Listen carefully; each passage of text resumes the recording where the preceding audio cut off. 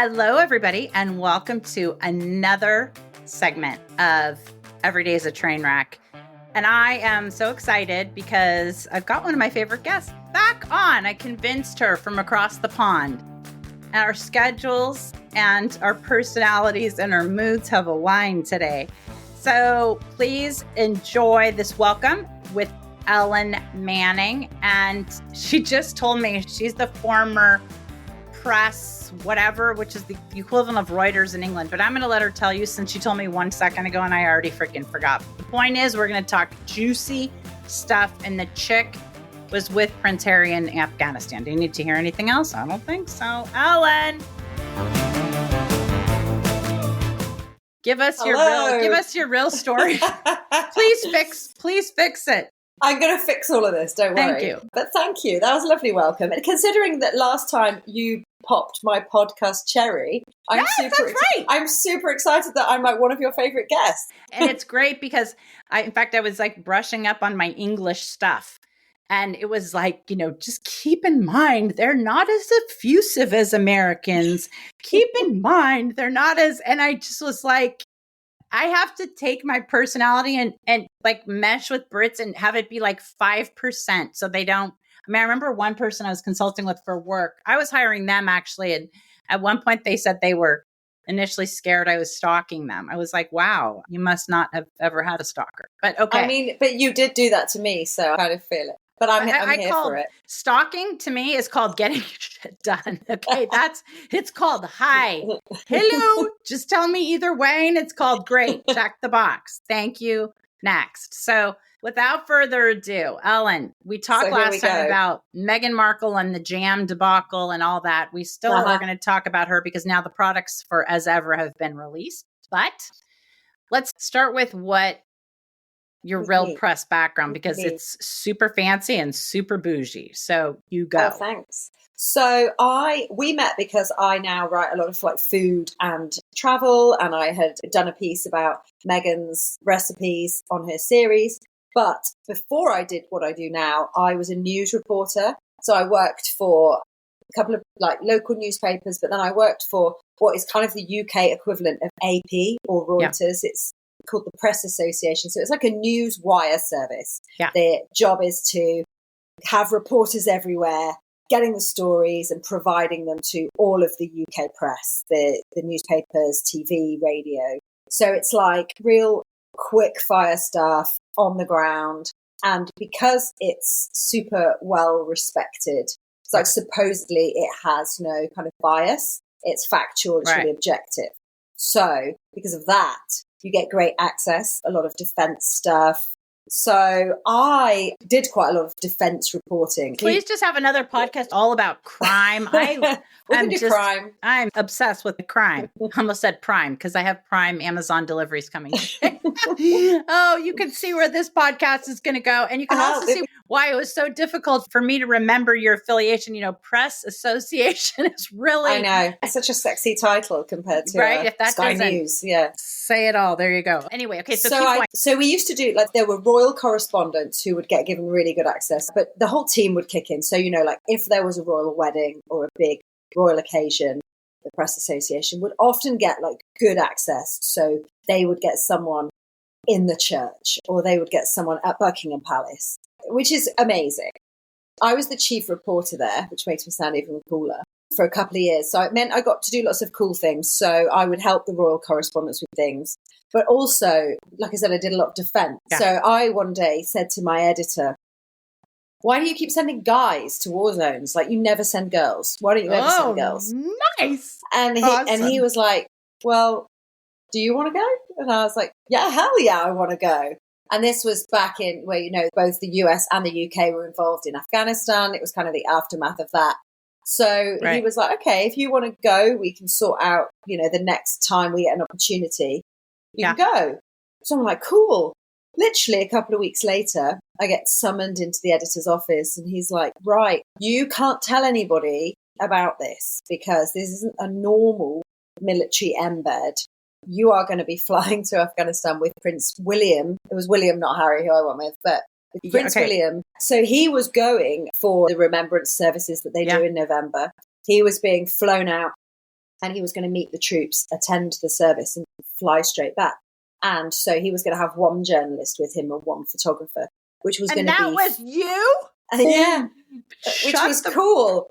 I know, right? So I'm like, oh my God, I'm not even allowed to... Can I tell my mum? Can I tell my husband? Like, because, you know, if you are flying the heir to the throne to a war zone, you can't have anyone talking about it. Obviously. So it was all pretty secret squirrel. Yeah, I had to get myself to an RAF base for a certain day with a photographer. On we get onto a military plane, and off we went to Helmand province in Afghanistan. Okay, so pause. What's an RAF again? Oh, so that's the Air Force. That's our Air Force. Oh, Royal Air Force. So, the Royal Air Force. So, there you go. Yeah, obviously they don't fly like commercial jets to war zones. You have to go in a proper military plane with all the kit. Yeah, off we went. Did you get to pick the photographer? No, but I went with a really experienced royal photographer who had been at the Press Association for like years. He'd covered the royals for a really long time, to the point that he would be like, "Hey, Will," and I was like, "My God, you can't call him Will." And he was like, "Yeah, I can." He was a real kind of London Cockney photographer, so he was the right guy to go with, right? You know, this obviously shows my depth and breadth of like pomp and circumstance. On a trip like this, will the photographer take a selfie like with you? Like if you say, "Here's my phone," catch Will in the background and take a photo, like after it's not secret anymore, will they do that? Or could you like convince the photographer, "Hey, I'm going to pose in front of the tank"? You could try, but there's a bit of an etiquette thing that goes on. That's why I said my pomp and circumstance. Yeah. And it's, obviously it's really tempting, but there's a kind of, the advice I was given by the photographer was, even though this is quite a, full-on intimate sort of setting, it's probably best if you wait until you're spoken to, unless it's a formal interview, right? Unless we're doing the interview. But in general, hanging out, it was kind of like, probably best to not get in his face. Probably best to, be a bit discreet. Very British, very, very British. See, I do great in that scenario. Yep. I suppose that's kind of, without going straight to Harry from William, but that's his point, right? And that's what keeps coming up in terms of Harry's opinions on where the line has been crossed. That for a very long time in the British media, there was this like invisible line, which was, there are certain things you don't do, We all know everyone wants the story, everyone wants the shot, but there was kind of a boundary, really. And people respected that, right? Yeah, and especially, the organisation that I worked for, we really did. And I guess because we already had the access, and we're not competing, because it's a different business model as well. So you're not trying to sell newspapers. Yeah. You're not trying to get clicks. Essentially, all of your customers are the rest of the press. So they've already signed up, they're already buying it. Do you know what I mean? So if you're providing stories, you're not really providing stories to the consumer, you're providing them to the rest of the pressure to get the scoop kind of thing. You don't have the same pressure. So I can imagine myself in this role, and I would still be like, okay, I know I'm getting the stuff from you, but I'm going to try to get to you and say, can you make sure to ask him this or try to ask him? Like, I'm going to try to push that way. Did reporters do that, or did they even kind of have that invisible line with you? No, they would kind of be like, if you were the one that was going to have access, there would be a bit of like, make sure you ask about this, see if you can get them to talk about this. And like, you wouldn't always say that was a very like unique scenario, but there was other stuff I did. So I did when, you'll love this, because this is the kind of thing you would do, right? Yeah. So in the run up to William getting married to Catherine, do you remember he did a stint after he left the military where he worked as a search and rescue helicopter pilot, which was kind of out of the military, but still doing something pretty cool. Yeah. So a group of the media got invited to do a day in the life of Prince William as a search and rescue helicopter pilot, which was cool. So we go to the Air Force base that he's stationed at, meet his colleagues, see stuff happening. And then we get to go in the helicopter that he's piloting to see what it would be like to rescue someone. So obviously there's a moment where it wasn't a fake rescue. I just want to clarify. No, it was a fake rescue because the moment comes where they're like, who wants to pretend to be the casualty and get winched up to the helicopter? You know what's coming next, Marley. Come on. 100%. Clearly, I'm like, oh yeah, me. Winch me, baby, winch me. So somewhere I will find it and send it to you. There's a photo of me like dangling off the bottom of a helicopter with a crash helmet on. Oh, 100%. If it were me, my crowd, I would all of a sudden scribble in pen before they could hashtag Ellen Manning for hire. Yeah. Okay. But so the reason I tell that story is because in a situation like that, you've then got like, I was one of several journalists. So you've got like a TV reporter there, maybe someone from a newspaper. So then it does become a bit competitive because in certain environments, you wouldn't just get this thing to yourself. You'd be sharing. So everyone would be like, I want to ask this question or I want to ask that question. So, you know, obviously you want to get the good stuff. And like, for example, that time, because it was in the run up to the wedding, no one was actually that interested in his day job. Everyone was more interested in like, hey, what are you going to wear to the wedding? Where are you going to go on your stag do? What's, you know, what does your grandma think about it kind of thing? What was your favorite scenario? So there's the two different ones. There's like the big kind of set piece numbers are amazing to cover as part of a team. So like the royal wedding, it's an amazing thing to cover. Whether you are stationed at, you know, we had like reporters who were all over the place. And then people like me who would pull all the stuff they were reporting. So, you know, you've got like text messages coming from reporters going, right, she's just left the palace or she's going to the church or she's just arriving and this is what she's wearing. Like, it's exciting. It's kind of really fast paced. So those are good because that's like a big news operation. Yeah. But then the more intimate stuff is pretty cool as well. So like I once got sent to cover the British Grand Prix because Harry was going to watch it. So they were allowed, one reporter was allowed, and I just had to follow Harry around as he walked the grid of the Grand Prix, went and met some cool drivers, and I just had to stand in the background just seeing what happened. So there's like what you do when you cover a royal job, as we call them, is because you're not supposed to speak directly really to them. You're just there to document it. So what you do is if they speak to someone, like a member of the public, you then like sidle up to the member of the public afterwards and are like, what did he say to you? Kind of have an add-on story. Yeah. So you're always looking for like, and you'll see a lot of royal stories will happen. Like, you know, a woman will say that, I don't know, William told her that he loved her dog because that breed of dog is his favorite dog ever. You know, and you see like these stories and you're like, what? Where did that come from? It's usually because they've spoken to someone that they spoke to. Yeah, like Women in Cheshire reports King loves golden doodles or something. Yes, exactly. Yeah. So like there's a lot of that. So you're then kind of like wandering around behind them, kind of being like, hey, what did he say? What did he say? Was it good? Anything interesting? Yeah. But obviously most people don't want to like, it's all very polite, isn't it? It's all very British. I'm sure. Okay. Can we ask who you like better, Harry or William? I know you know based on your face. I know you know, but you don't want to say it. I'm going to be non-British and I'm just going to go for it. William. I always really liked William. Okay, how come? Because he's chill? He seems pretty like just chill and responsible. Because I think he was always really kind of polite and he kind of seemed to, you know, it's a weird relationship, journalist and royal. And you just always kind of felt that he was okay with it. He'd made his peace with the fact that this was the score, you know, that this is the way things have got to be. And it was just nice. And I think, you know, I get where Harry's coming from. I get why he doesn't like that life. I wouldn't want to live like that. But there's a little bit of you that's like, yeah, I'm just doing my job. You're doing yours. Shall we just try and rub along? And as a journalist, you know, I never overstepped the mark personally, that you're then like, hang on.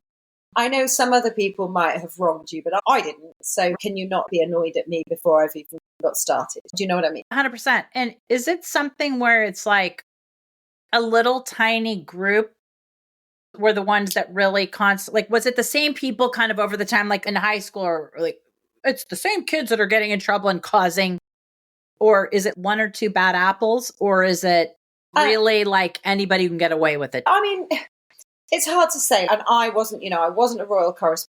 I mean, I covered a lot of royal stuff, but there are people who covered a lot more than I did. But I'm pretty sure if you asked anyone, they would be like, the majority of journalists have always been pretty respectful of the royals, especially British journalists. I think it's also really important to differentiate between paparazzi photographers and journalists, because a lot of people put them all in the same boat. Not many journalists are racing around on mopeds or motorbikes chasing cars. They're not doing that. Oh, I'm glad you brought that up because, I spend so much time reading Mail Online and TMZ and all these different trashy, well, can't say it's all trashy. And you do forget, because when the reader sees it in the perspective of, like, I read it in the same publication, right? And it's just the press, isn't it? It's a real catch-all term. You forget that there are all kinds of different people feeding that machine. And you're right. I know that because obviously in LA with the paparazzi, it's insane. Yeah. Okay. Got it. So that makes sense. Did you ever befriend any of the paparazzi? No, a lot of the stuff I covered weren't so much like, you just wouldn't really get like paparazzi turn up to the kind of like official jobs that I went to. Do you know what I mean? Well, maybe, I guess they're hiding though, well camouflaged, Marley, so I wouldn't know if they were there. I would see my dream, by the way. I think I'm going to fly to you with a ghillie suit. Do you know what a ghillie suit is? I do know what a suit is. Oh, yeah, duh, you of all people. Okay, well, I just saw something on a really ridiculous reality show, and I was wearing a ghillie suit. I swear to you, I think the whole thing was manufactured that she needed to wear this ghillie suit. But I was just thinking, I think it'd be really great. You could introduce me to your friends. Oh my God. And I'd be in a ghillie suit and be like, okay, you guys vote 1 to 10. Can you see me out of the bushes? I'm going to get a bush ready for you. We need to find a place to stage this. Oh, yeah. That could be. She's coming. You know what? You and I need to make something fun happen. I mean, as they say, I'll pay for it and have the international insurance, I guess, to cover the, I don't know, maybe I laminate my own press pass or something and see what we can get away with. There's been a lot of stuff over the years that I think Buckingham Palace fell victim to it when a British newspaper essentially got a journalist and a photographer to get themselves in to prove that like you could get in and technically plant a bomb or something. There was a story like years ago. And they would be like, our reporter got into Buckingham Palace past all the security and look what they could have done. And that was like, they made a whole scandal out of that. So you feel sorry for whoever did fall for the laminated press pass in that. Here's my go-to. By the way, full disclosure, I've never done this, but I have wanted to desperately. I pretty much think at this point, if you take anything you make that looks remotely good and somehow you put a hologram on it, it's like, I swear to you, anybody's going to be like, yeah, they're good. I think the hologram could be like Mickey Mouse. And it's just like, you kind of turn it sideways and nobody's going to think to laminate like that because that's going to cost extra at Kinko's or whatever the copy place is. Exactly. Someone also told me that the key to getting into things that you're not supposed to be going into is just to generally just be so confident it's unreal. 100%. And they were like, works every time. If you literally march up and are like, well, of course I'm so-and-so from so-and-so. Of course I'm Mickey Mouse from Disneyland. If you say it with enough conviction, enough confidence, then apparently they reckon you can get into anything. Okay, now I just always fall, hi, it's me. Please, can I come in? Like, you can't be like that.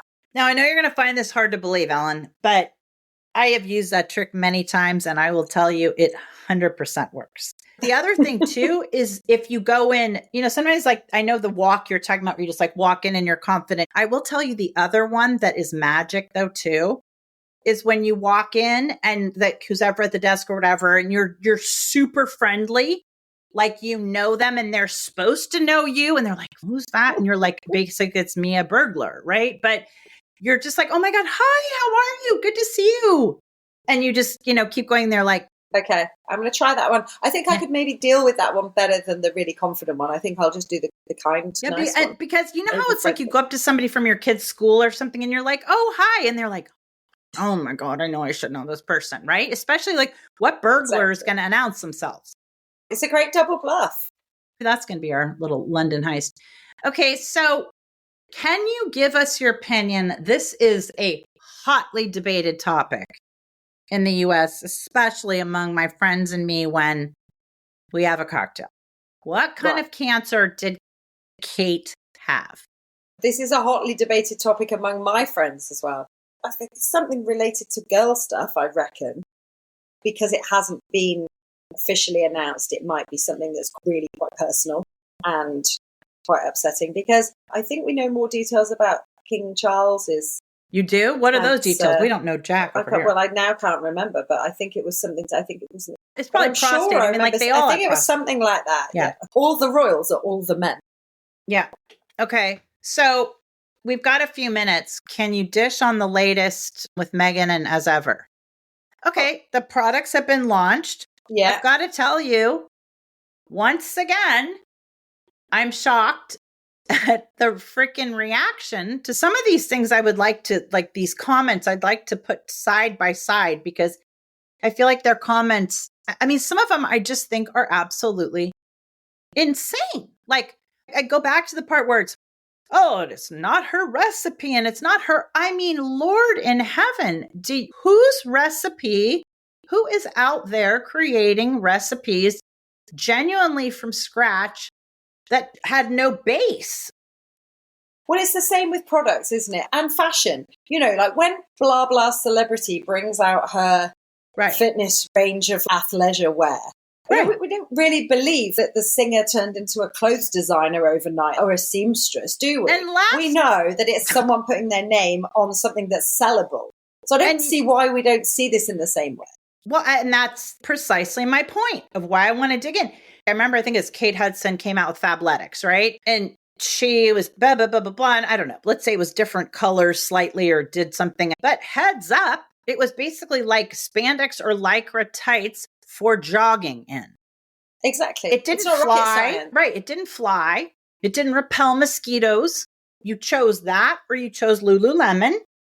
Thank you. Next. Like whichever brand you like. I cannot understand. I will tell you, I'm desperate to get that jam because the jam. You love the jam. I freaking flipping love that. There are two things I love, that jam and those flowers, which every time I see one of my roses start to, I go, God bless it. I need to put those in the dehydrator. I should probably figure out also what is involved. Have you seen the reports about the jam or are you just over it? They're like, it is so sweet.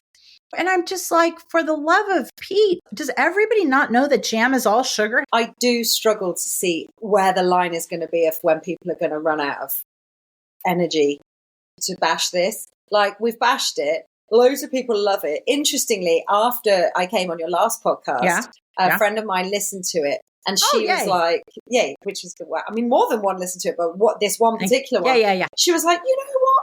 I agree. She was like, I'm literally going to make bath salts next time people come round because wouldn't that be nice? And I was like, normal people are okay with it. There's just this like pocket of people full of hate, full of so much hate. And I'm just like, guys, we are going to have to move on at some point. There is a lot of shit going on in the world. Let's just leave the jam alone. You know, it's just jam. Buy a different jam. You don't have to buy that jam. Well, and that's the thing. And then my favorite is they have the Bon Maman jam, which, or whatever preserve. I forget what the sugar concentration is to call what, but I buy that jam. And then they had Meghan's and they had something else that was like, I don't know, whatever it was. But the point is the Bon Maman jam that we buy here for the toast at home is really good. It's really nice quality. It's nice quality for every day, right? But I'll tell you right now, and no offense to Bon Maman, or I mean, I've eaten it for years. I'll tell you right now, I'm not going to freaking fly a flag that this is what I'm going to be serving at my black tie dinner party for 6 at my house. No. I mean, it's the everyday stuff. This would be better on a dessert. Well, I mean, how many people are actually jumping in about the gold leaf packaging to eat this every day for breakfast? I don't know. I just think something just got lost. I do think it's like a loud minority in a way, because most normal people that I speak to, like girlfriends, are like, they either love it because it's just, like we said before, it's escapism. It's away from all, it's just a bit of fun. Or they genuinely just don't care. And they're like, I don't care. I don't watch it. I'm not interested in watching it. I didn't watch the first series. I won't watch the second series. But I'm not angry about it. I don't care. So I do think in that camp, or in, you know, it kind of agree with us maybe in like, it's okay. She's gone back to what she does very well. She sells products very well. She sells lifestyle very well. She's steering clear of controversial stuff, which I'm down with. Well, evidently, who knew jam could be controversial? And Laura Well, I know, and this is the problem. I'm like, the girl can't win, can she? No. She's gone for jam. She's gone for jam, and the haters are all over the jam. Now, you mentioned you have a crime reporting background. Do you like crime and scandals and stuff like that? Like, do you listen to any of those podcasts or watch any of those documentaries like Scamanda or anything? So, I mean, having done it for a long time and done like You're allergic to reporting it. on action. I'm a little bit like that because, I spent a lot of time as a young reporter reporting on horrible stuff, and it does take its toll. It's why I write about food and travel now, because after a while you're like, hey, wow, humanity can serve up some really awful stuff, and I would rather try and see the good side sometimes, which is like maybe why I'm all like jam, like, yeah, leave the jam alone. Maybe. Yeah, well, it's like working for a mortician or something and then deciding you're going to be like a kindergarten art teacher. Just, you're over exactly. It's kind of, yeah. But, I'm as interested in as the next person in like the latest Netflix true crime thing or. Okay, because I want to manifest this maybe for today. If please namaste, I really am obsessed with that podcast and now the documentary Scamanda. If you have not. I need to get all over it because I'm not on it. It's about this chick who faked having cancer. And by the way, I'm sure because of some algorithm now, all that's served up to me is fake people with cancer. Is she the Australian one? No, because I watched that one. There's the Instagram girl. Yes. I watched that documentary. Okay.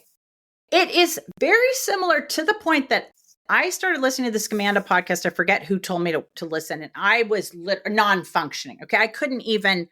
I would re-listen to that because it is talk about like, let's tie two things together. Talk about walking past the guard and being confident and getting in. This is the ultimate. Like my favorite with her is I can't tell you how many times on the podcast or in the documentary, somebody would say, or this was an investigative journalist who would say, but does she really have cancer? Like, did anybody say, do you have cancer? Now I understand that, with these HIPAA laws, that's our like health protection and stuff. But it was a very simple. But that was really similar to that other one, that Instagram one. She had a whole cookbook. And like, here we are back with like cookbooks. And the publisher, like at no point did the publisher kind of go, hey, before we start marketing this, we might need to actually check what the facts are. This is like saying, before I make my plane ticket to come to London any minute, they asked me for my passport number to make sure British Air says hello. They don't just book the ticket. They're like, can you travel? But what I think is interesting is our fascination now with crime, because I did it for work, for real life. But since then, I've been on a few different TV crime documentaries where literally a crime that I reported on has been turned into a TV show, and they get the journalists in to be like, and when I covered the story, the whole village was shocked. And I just find it fascinating that what was just the nuts and bolts is now entertainment. There's literally whole sections dedicated to that shit. Well, I'm telling you, they're all served up to me. So just to my manifesting, I would like to have Scamanda the girl on if possible, but really who I want is Charlie Webster, who's the one that started the whole podcast, and I think she's amazing. So Charlie Webster, please call me. I would love to have you on. Or I'm manifesting it for you as well. Thank you. I'm sure manifesting is a big British thing too. We manifest stuff. Oh, good. Yeah. Okay, good. I thought it was just like very American, like I would like to manifest a Rolls Royce or something. We do vision boards and all sorts of stuff. It's like the new, oh my God, yeah. Oh, good. Okay. All right. Well, and then I also want to manifest that investigative reporter chick, I forget her name, who broke the whole Scamanda case, or basically anybody really involved in Scamanda, please call me. The next one I am obsessed with is Inventing Anna. Have you seen Inventing Anna? Yes. Is that the socialite? Yes. Anna Delvey. And then she was held from the ICE detention center or whatever. Talk about confidence once again. It was like she just put on the fabulous giant sunglasses and just glared. And you were like, okay. She got people to invest in all sorts of money, didn't she? Yes. And she said she was a German aristocrats, blah, blah, blah. And the money was always coming. But we're talking about, okay, here's another one. Okay, so Anna is out of jail. So I'd love to talk to her. That would be cool. This was the thing. Like she did this thing with the pill. I can't believe Elizabeth Holmes. Yeah. I would love to talk to her. So rumor has it that I can't even say it's rumor. I think it's real life. So she's married to this guy, this super wealthy guy from La Jolla that one of my nearest and dearest to me knows. Now, the nearest and dearest is not Drama King. So if I say, hey, could you just get to him? He'd be like, I'm not going to participate in this drama. But I would just love to know, like, what's it like, dude? You're on the outside raising those two kids, you know, with the Yeah. Theranos chick stuff. I mean, that's another super good one. I would also very interestingly, totally unrelated, like to interview Sylvester Stallone. Maybe we could Oh my God, manifest so that. would I. Can we do that together? I would literally love do you that. like, okay, so tell me Oh why my you, God, yeah. I obviously saw Rocky, all that stuff. And I was like, okay, he's kind of like a lug. Then I found out, I don't know, I watched Tulsa King. I was freaking blown away because Yeah. But like you know, this, he wrote loads of his own stuff. Like he wrote all that stuff. He wasn't just in it. I did he not wrote know that. Rocky, I think. He did? Or Rambo, or either, I'm pretty sure, yeah. My husband is literally on the other side of the room nodding. Like, he can hear me, and he's where's like, the husband? I think he needs to make an appearance on the next one. I mean, except that your freaking wife is hard to get on. Maybe we do maybe we do a live vision board to manifest. You know, maybe that would be really great. We say, okay, on the next live with Ellen and Marley, we do vision board and we put all the people, put people's faces, and we just keep going, bing, bing, bing. Like maybe what I should do is on this wall next time. Oh my God, do it. Anna Delvey, Sylvester Stallone, my husband. Oh my God. Amazing. Right? And then I'm going to say, please call. Right? Or my moped helmet, I'm going to change what it says to please call Marley. And then I think that we up here, Ellen, we could say wanted. And then for each episode, it could be who we're trying to I am literally not even freaking could be a regular thing. Okay, so first of all, why do you like Sly Stallone? Was it because of Tulsa King or? No, I think it's because of the old school stuff. Yeah. But then also, have you seen he's got like a show now with his daughters. No, I haven't. He's got a reality TV show with his daughters and his wife. And it's quite addictive. So that's why I haven't started watching it, because I'm too interested in him. But now that you say that, now that we're manifesting him, I'm going to put the wanted. I really actually like wanted. And then maybe I put them and I put little frames like when the FBI or probably Interpol wants people, like in the old days, like wanted. Definitely. Yeah. You know, and I put them up there behind me. But then I feel like you're going to have to do, because you love crime, right? Yeah. You know, when they're doing the crime investigations, they have everything on the wall and they have all the arrows of like, how does this person connect it? You're that as well. I'd be like, well, I need to have Sylvester Stallone, and how does that connect to Ellen's husband? And then obviously there's Anna Delvey. I feel like you need to do this whole kind of like 7 degrees of separation thing with all your next guests. Oh, now I like this. And all I'm going to have is holes on my walls probably, and lots of long strings, because there's going to be no connection that I've come up with. And you're going to have to do a lot of stalking. Like your stalking is going to have to go next level to get some of these people. Actually, quite frankly, no problem. I mean, I have 100% been in people's trash, because as soon as I heard that, like, not even really that I needed to too badly, but my friend is a private investigator, and that's another story, but I was like, can I just dumpster dive with you one time? So that's because they apparently, like, some journalists do that in order to get the story. I'm sure that not the Press Alliance journalists or whatever, the fancy ones. No, not a Press Association journalist, far less. So who do you want to manifest? To interview or to... Let's start with interview. Who do I want to manifest? I don't know. You're trying to leave your husband and manifest somebody else? Tell me, who's next? Alan Richardson, if I was going to leave my husband, probably. He's cool, right? Who? Alan Richardson. He's the guy who's in Jack Reacher. Oh, he's massive. Okay. He's huge. Merry Christmas. I'm available for him too. Okay? Yeah, exactly. Okay, who else? Oh my God. Put me on the spot. What I want you to do is think of it, and then you can text me and say, I know who I want to manifest, and it's going to be, and maybe I swear to you, I should do like a manifestation Monday or something. And I think that'd be really good. Okay, so the husband, does he want to say hi? Does he have the same last name? He's now left the room. Oh, why? Because I scared him. I think so. I mean, he can't even hear what you're saying, but he can see my excitable face. He's left the room. I think he knew that there was a risk that he'd be asked to make an appearance, and he left. Ooh, God. Yeah, okay. Can you imagine if I ever thought there was an idea to make an appearance? I'd be like, oh, whoops. Oh, I'm sorry. I was just getting coffee behind the window, behind the couch. So it's funny, right? He is completely different to me. So he, like, the idea of like podcasts, social media, he's just like, no, I'm all about the like real. So he's a firefighter. He's an actual real life frickin' hero. So then I talk about stuff that I did, and he's like, yeah, babe, but you know, he does like cool stuff. Wait, do you know about my firefighting product that I'm getting a patent for? No. This is no joke. The patent's written as we speak to prevent the spread of wildfires. Oh my goodness, this is interesting. Literally to prevent, like, my patent attorney will be here in 2.5 hours for the week to I continue. think we talked about patterns before, the fact you were doing some patterns. Yeah, you know why? Because I felt badly because she was in the guest room with no bath salts or Trader Joe's pretzels like Megan did. That's why. And I just realized. Just get her some jam. Well, right, I'm going to get her something. I'm like, no, she's coming for another week to light everything on fire. This is exciting. Okay, so I know maybe you can get him. We'll see if we can get him as like an expert. Well, that's what I'm saying. I don't think I can fly to London with butane to test it, but okay, maybe not. Like who does he work for? So he works for a fire service, so we have like the fire services divided by area. So he works for a specific area, and literally like puts fires out and rescues people from crashed cars and stuff. What? He's really cool. He's much cooler than me. No, I don't know about that, but okay, this is crazy. So all this manifesting, and I manifest me a firefighter. I know, right? Well done. That's crazy. I mean, now I'm no longer going to be one of your favorite guests because you'll just be like, you 100% are. Because if he says, "Hell no, get that girl away from me," I'm going to be back to Ellen and manifesting Monday.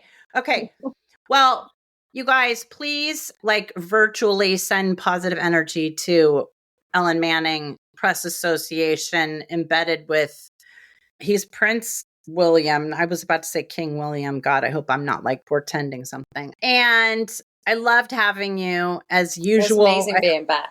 I hope you will come back now that we know the firefighter husband. We've got a lot to talk to him about. What's his name, by the way? Jamie. His name's Jamie. Jamie Manning? Not James. Jamie Manning. Yeah, you can't call him James because his mum gets really angry because his name is not James. It's Jamie. Oh, beg your pardon. Jamie Manning. Jamie, I'm assuming. That's correct. Oh, so it's kind of like jammy. Maybe that's why we're manifesting Jamie as... That's how I found you with the jam. Okay, anyway. See, it's these string lines again, degrees of separation. I am really grasping because I can't tell you when I am manifesting wanted. There you go. Okay, so I love this. Thank you again for your time. Thanks for being here. And you guys, Ellen, how can they find you? Where do you want them to find you? On Instagram? On Instagram. So I have, like I said, I write about food mainly. So my Instagram is Eat with Ellen. And there's also an Ellen Manning one. But I think Eat with Ellen's more fun. There's more jam. There's more recipes. There's more Megan cakes and stuff. So I think that's more people's. All right. Eat with Ellen. We can hashtag Eat with Ellen. Okay, you guys. So thank you for joining us. If you want to find me and DM me, especially if your name is Sylvester Stallone or Anna Delvey, please DM me at The Party Goddess on Instagram, 2 Ds, 2 S's. And if you haven't already, please like the show. 5 stars if you can. Make a comment, but for sure follow and definitely tell a friend. So thank you guys again. Thank you, Ellen. And we will see you next week. Bye-bye.